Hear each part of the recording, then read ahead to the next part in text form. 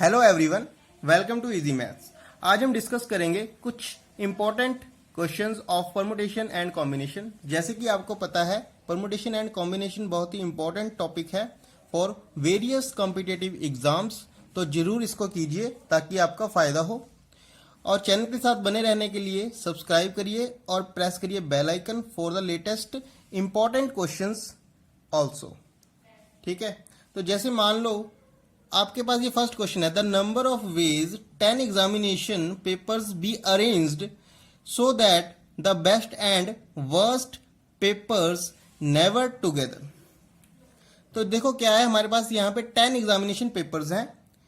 तो उनमें से जो बेस्ट एंड वर्स्ट, मतलब एक बेस्ट होगा एक वर्स्ट होगा, तो वो दोनों एक साथ नहीं आने चाहिए। इस तरह से अरेंज करो। तो मान लीजिए हमारे पास एक बेस्ट पेपर है, एक वर्स्ट पेपर है, तो ये दोनों तो एक साथ नहीं आने चाहिए। तो मैंने क्या किया, 10 एग्जामिनेशन पेपर्स में से इन दोनों को तो बाहर निकाल दिया। बाकी हमारे पास कितने पेपर्स बचे? 8 पेपर्स। तो 8 पेपर्स को मैंने इस तरह से अरेंज किया, 1 2 3 4 5 6 7 8। ठीक है, तो उसका जो अरेंज करने का वे कितना होगा? 8 फैक्टोरियल। फिर उसके बाद मैंने क्या किया, बेस्ट एंड वर्स्ट पेपर को इन गैप्स में डाला, क्योंकि अगर मैंने इन गैप्स में ये दोनों पेपर्स डाल दिए तो वो डेफिनेटली सेपरेट हो जाएंगे अरेंजमेंट में। ठीक है, तो हम क्या करेंगे, पहले गैप का सिलेक्शन करेंगे। जैसे ये गैप्स हैं 1 2 3 4 5 6 7 8 9, तो क्या होगा गैप सिलेक्शन? 9C2।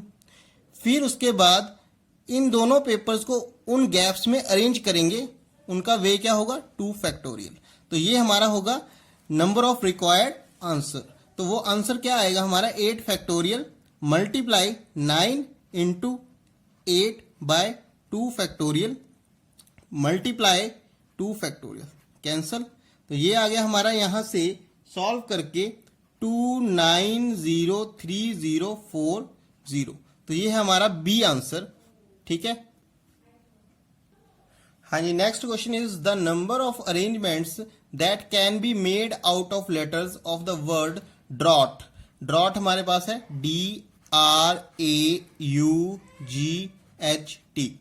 ठीक है, where the vowels never being separated, मतलब जो वॉवेल्स हैं वो सेपरेट नहीं होने चाहिए। कहने का मतलब एक साथ होने चाहिए। तो हमारे पास वॉवेल्स कौन से हैं यहाँ पे? ए और यू। तो ए यू को मैं एक साथ कर लेता हूं। ठीक है, बाकी हमारे पास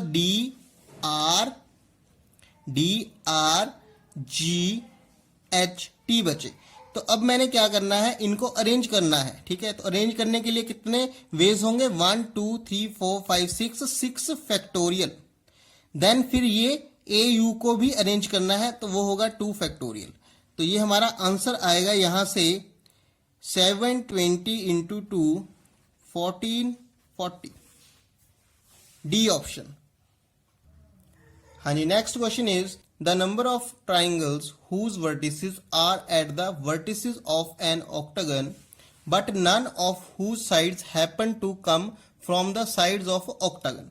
तो हमने क्या करना है, एक हमारे पास ऑक्टागन है, मान लीजिए ये ऑक्टागन है 1 2 3 4 5 6 7 8। ठीक है, तो साइड्स ले लो P1 P2 P3 P4 P5 P6 P7 P8। ठीक है, तो हमने कौन से ट्राइंगल्स गिन के बताने हैं जो इनके वर्टिसेस से तो बने बट साइड उनमें कोई भी कॉमन ना हो। जैसे P1 P8 P5 ऐसा कोई ट्राइंगल नहीं होना चाहिए, क्योंकि P1 P8 एक साइड कॉमन आ गई है। तो हम क्या करेंगे, सबसे पहले तो इनके 8 वर्टिसेस हैं, उनमें से कितने ट्राइंगल बन सकते हैं? Total 8C3।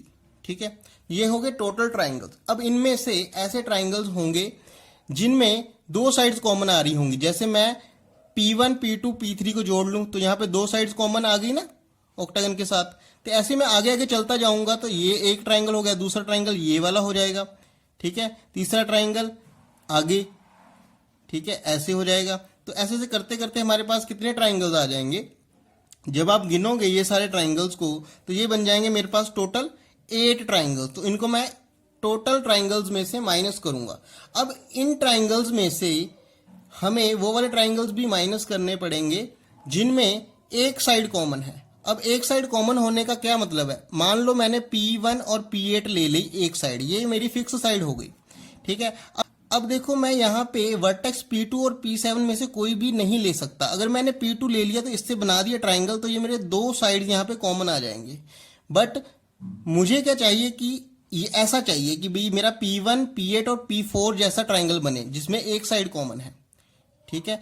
तो इस तरह के ट्राइंगल्स गिनने के लिए मैं क्या करूंगा, P7, P8, P1 और P2 को निकाल दूंगा, बाकी के कितने बचे 1 2 3 4, तो 4C1 सिलेक्शन हो जाएगी मेरी, ठीक है। ये माइनस करूंगा ना, तो 4C1 सिलेक्शन हो जाएगी और हर एक साइड के कॉरस्पॉन्डिंग मुझे 4C1 मिलेगा, क्योंकि जब मैं P1 P2 करूंगा तो तब भी मुझे P8 और P3 को नहीं चूज करना, बाकी जितने भी बचे हैं उनमें से एक वर्टेक्स चूज करके उनको ज्वाइन करके P1 और P2 के साथ एक ट्राइंगल हमें मिल जाएगा।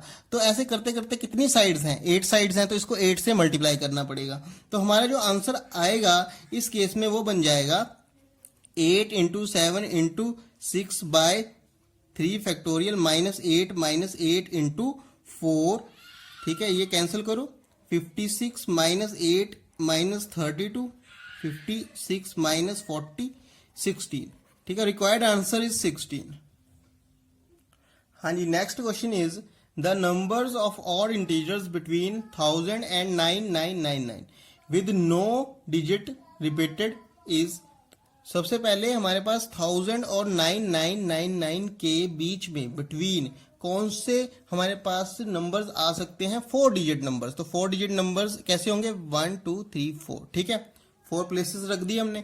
अब हमारे पास डिजिट्स कौन से हैं, 0 1 2 3 अप टू 9 तक, तो 10 डिजिट्स हैं हमारे पास।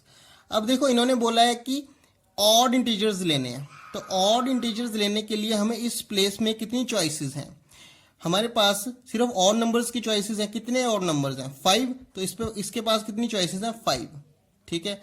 अब देखो यहां पे हमें 4 डिजिट नंबर रखना है, तो यहां पे 0 नहीं आ सकता, ठीक है, और एक डिजिट यहां पे फिल हो चुका है। तो हमारे पास क्या आएगा, यहां पे कितनी चॉइसेस रह गई, क्योंकि यहां पे बोला है कि डिजिट रिपीट नहीं होना चाहिए, तो हमारे पास 8 चॉइसेस रहेगी इस प्लेस के लिए। फिर उसके बाद रिपीट नहीं होना है, और यहां पे देखो 0 नहीं आ सकता था पहले, ना ये वाला डिजिट आ सकता था। अब यहां पे जो ये वाली प्लेस है यहां पे 0 आ सकता है, बट ये दोनों डिजिट्स नहीं आ सकते, तो हमारे पास फिर से 8 चॉइसेस। ऐसे ही कर करके फिर हमारे पास यहाँ पे 7 चॉइसेस, ठीक है। तो इनको आप मल्टीप्लाई कीजिए तो आपका आंसर आ जाएगा 2240, required answer. There are 15 points in space में 15 पॉइंट्स हैं, no 4 of which are in the same plane. Same plane में कोई भी 4 पॉइंट्स नहीं है, मतलब अलग अलग पड़े हुए हैं, मतलब ज्यादा से ज्यादा 3 हो सकते हैं, बट 4 पॉइंट्स तो नहीं है, विद एक्सेप्शन ऑफ 5। तो 5 जो हमारे पास पॉइंट्स हैं वो क्या हैं, which are all in the same plane, एक ही प्लेन में है 5 points. Then how many planes are there each containing 3 of the points. हर एक हमने प्लेन काउंट करके बताना है जिनमें 3 पॉइंट्स आ रहे हैं। तो जैसे मान लो मैं 15 में से टोटल नंबर ऑफ मैं प्लेन्स काउंट कर लेता हूं, 15C3 हो जाएगा, क्योंकि 3 पॉइंट्स को मिला के एक प्लेन बना रहे हैं हम, ठीक है। अब हमारे पास क्या है कि भी 5 तो हमारे पास एक ही प्लेन में आ गए, तो इसमें मान लो मेरे पास ये P1 P2 P3 P4 P5 है, ठीक है। तो इसका मैंने एक प्लेन बना दिया, एक प्लेन जो है ये वाला काउंट कर लिया जो P1 P2 P3 को कंटेन कर रहा है, और दूसरा प्लेन मैंने ऐसे काउंट कर लिया P2 P3 P4 को जो कंटेन कर रहा है, ठीक है। इसी तरह के बहुत सारे प्लेन्स मैंने 3 के कलेक्शन में काउंट कर लिए, ठीक है। बट देखा जाए तो P1 P2 P3 और P2 P3 P4 वो तो एक ही प्लेन है ना, क्योंकि P1 P2 P3 P4 P5 तो एक ही प्लेन में लाई कर रहे हैं। तो ऐसे करने से हमारे पास एक्स्ट्रा केसेस भी काउंट हो गए, तो वो हमने माइनस करने पड़ेंगे 5C3 से। अब क्या हुआ कि ऐसे माइनस करने से ये जो हमारे पास काउंट आया है इसमें एक प्लेन वो भी माइनस हो गया जो कंटेन कर रहा था P1 P2 P3 P4 P5 points को, तो उसको हमें ऐड करना पड़ेगा, ठीक है जी।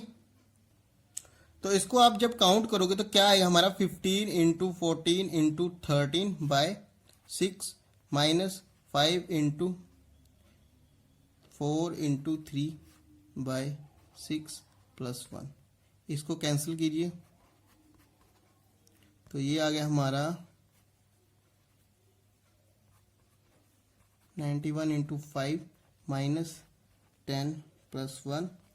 ये हमारा आ जाएगा 545 माइनस 9 विच इज 446। ये हमारा रिक्वायर्ड आंसर है 446।